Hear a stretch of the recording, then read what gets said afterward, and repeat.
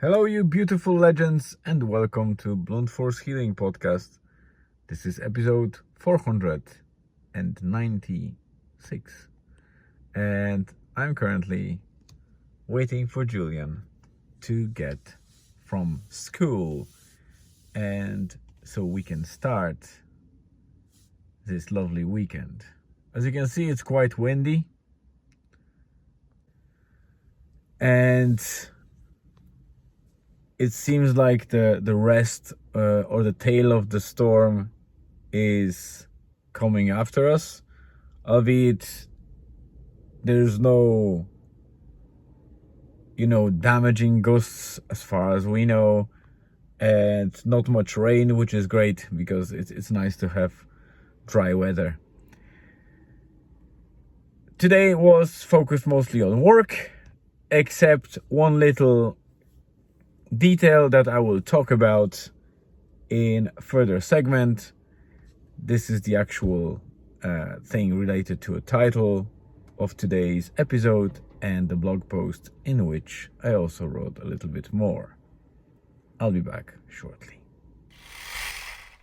And welcome back to the last segment of today's episode.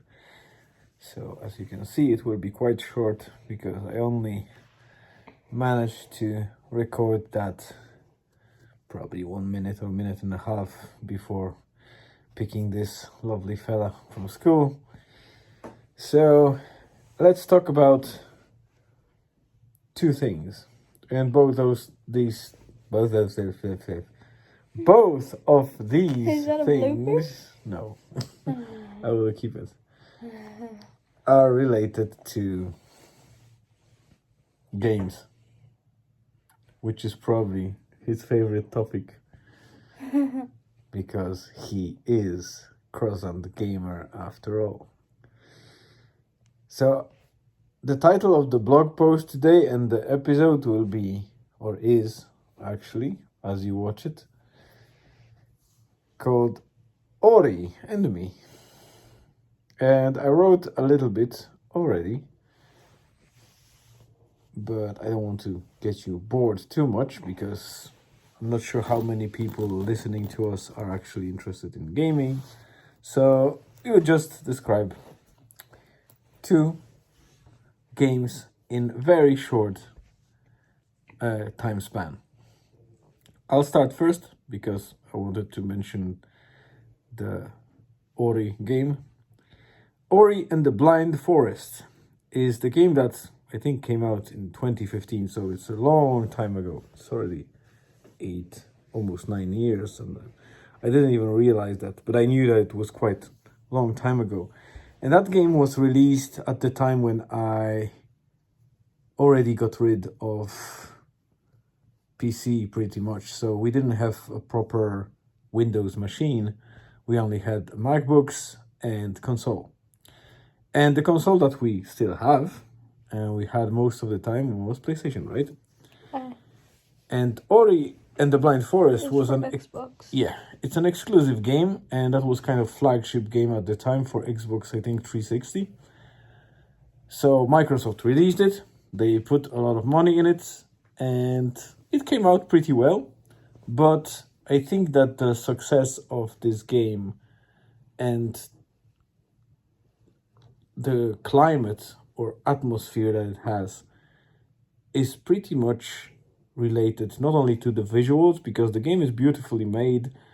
It's like a 2.5D platformer, and it has a nice storyline. It's just a nice touching tale, but there's plenty of games probably that are at least similar to it, or in terms of the level of details or effort and work put into it. But I think that what makes Ori special is that the music made by Gareth Cocker is probably one of the best soundtracks in the game that I've heard so far.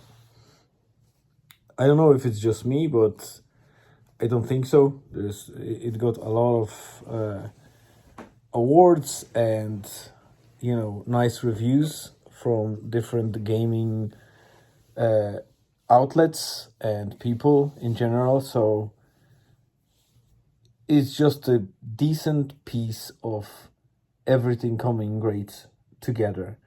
And without diverging too much and dragging for too long about it, I wanted to say that I was listening every now and then the soundtrack from that game because I couldn't play it. I think we tried that once on one of my work laptops while I had Dell, right? Mm-hmm. But it was a bit, I would say, laggy and... I think we ended up completing it, actually. What? Game? Yeah. No way. Yeah, at least we got really far in it. No. Yeah, I remember. No. Yeah, the big owl. But we didn't get to Big Owl. We were watching probably some gameplay or whatever. No, we weren't. We were playing maybe 1 hour or something. What? Or hour and a half. Yeah. No, we got really far. Julian, you were dreaming. I swear. Anyway, so... But that was not... I think that was the anticlimactic, as Julian tends to say, was playing this game on a quite noisy laptop with the fan going on, a bit laggy, and using keyboard and mouse. That wasn't just... It just didn't fit well. And I wasn't planning to buy Xbox until Julian came up with the idea and asked if he can have one. And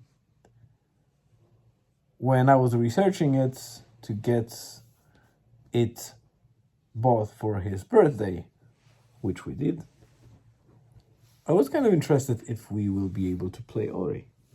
Because, I was released for Xbox 360, and this is like the 2-3 generations forward. So I didn't know if it's, backwards compatible, if it was optimized. Yeah, but can't you play Ori like 2 players? No, that's a single player kind of storyline. So yeah, lo and behold, today while Julian was at school and I had a short break, well, it wasn't even a break, I was still responding to emails, but I decided to use the opportunity that Julian left Xbox on with the game downloading, and Ori was already downloaded yesterday, so I turned that on and spent probably 15-20 minutes, maybe half an hour, and I must say that this is the proper experience, and I'm really glad that we bought it, because I think I might finish this game and maybe even get to the second part, which is Ori and Will of the Wisps. Exactly.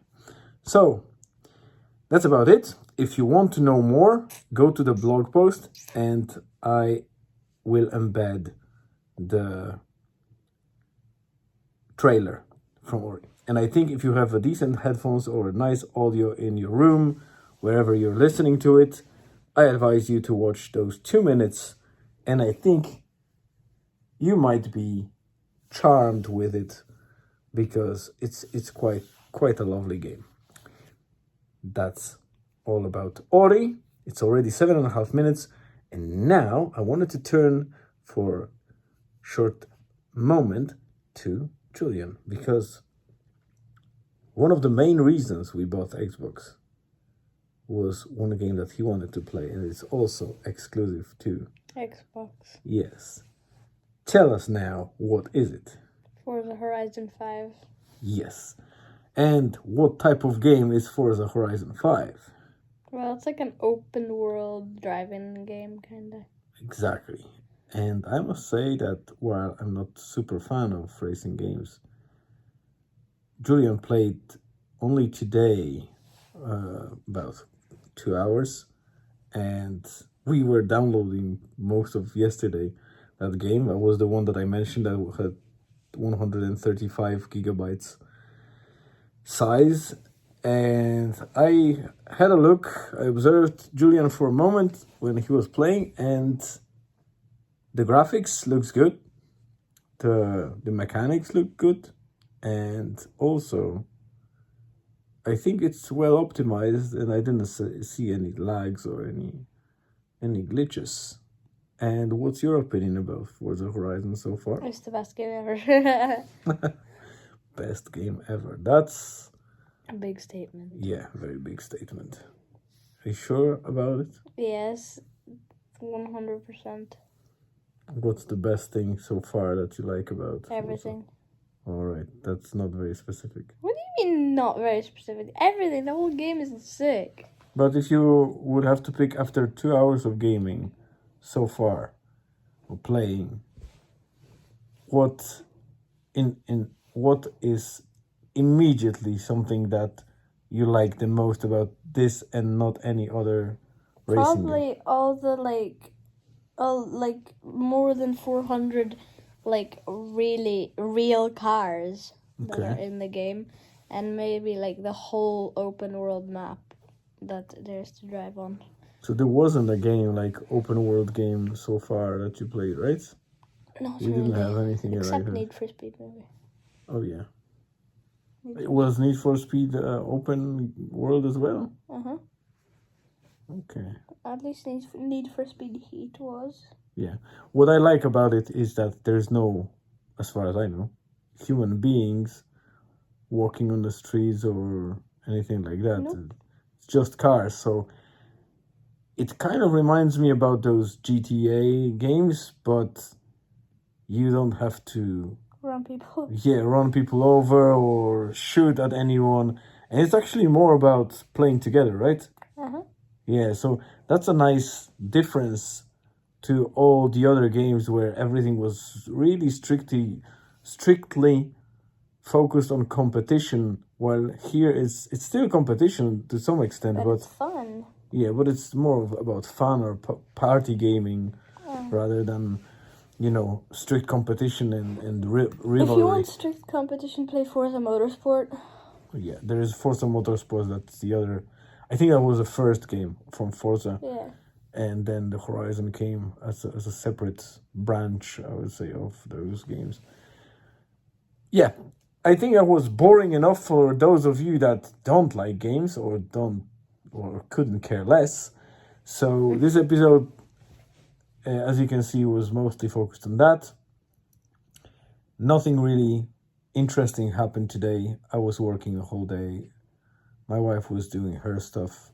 Julian was at school and then playing game. I wasn't even outside on a proper walk, which I immediately felt bad about, and not just mentally, but I feel bad when I stay whole day and don't do any walk outside. So tomorrow I need to fix it.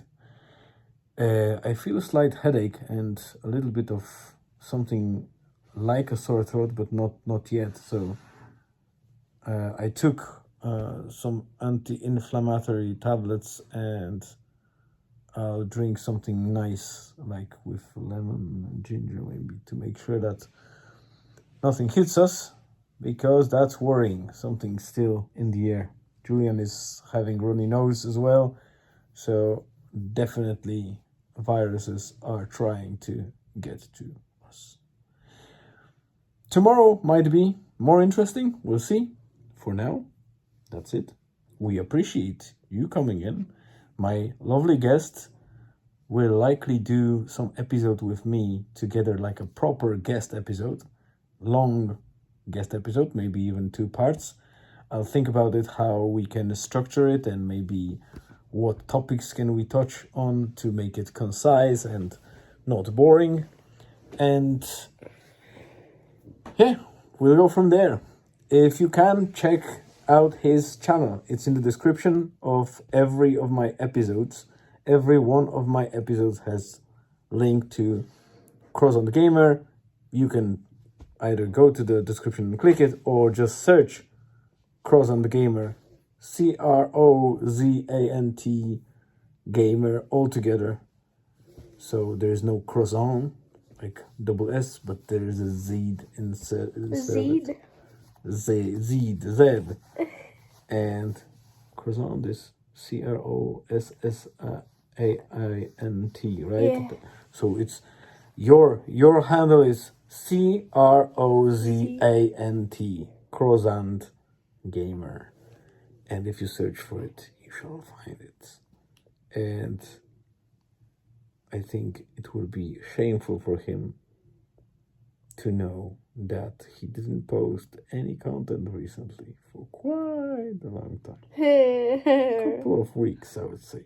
So maybe if you can get in and comment and mobilize him, telling him to bring more stuff, that will be better. Not that I have many viewers. You have 5,000 subscribers. Yeah, but I mean the viewers of the regular episodes are really scarce. Scarce. I always forget how to say that. I always keep saying scarce. Like scars. Thank you very much for coming. We always appreciate your time.